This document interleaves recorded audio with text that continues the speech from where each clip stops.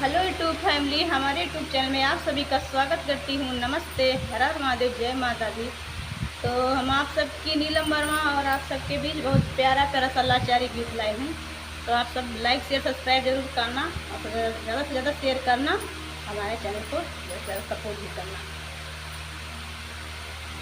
मिलल जामिनिया सरकारी बलम तरकारी बोवाइदा, मिलल जामिनिया सरकारी बलम तरकारी बोवाइदा। आधे में आलू गोभी बोवाइदा, आधे में आलू गोभी बोवाइदा।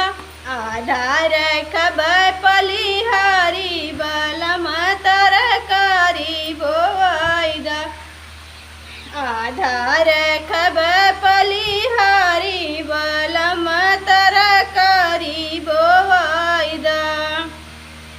मिलल जामिनिया सरकारी बलम तरकारी बोवाइदा, मिलल जामिनिया सरकारी बलम तरकारी बोवाइदा।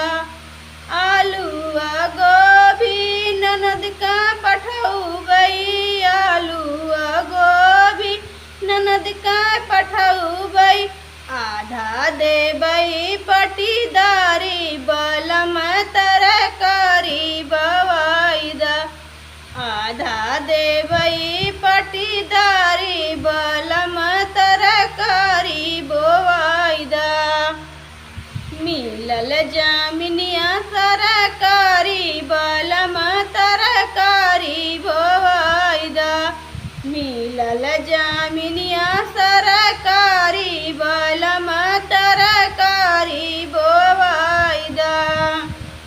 आलूआ गोभी ननद जाऊ खई है, आलू गोभी ननद जाऊ खई है।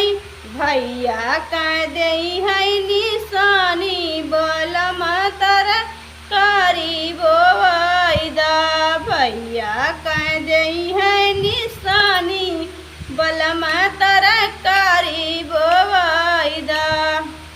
मिलल जामिनिया सरकारी बलम तरकारी बोवाइदा, मिलल जामिनिया सरकारी बलम तरकारी बोवाइदा। तो दोस्तों, हमारा लाचारी गीत कैसा लगा? आप सब अपने राय जरूर बताना कमेंट बॉक्स में।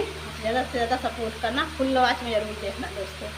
हाथ जोड़ के मेरा रिक्वेस्ट है दोस्तों। नमस्ते नमस्ते, हर हर महादेव।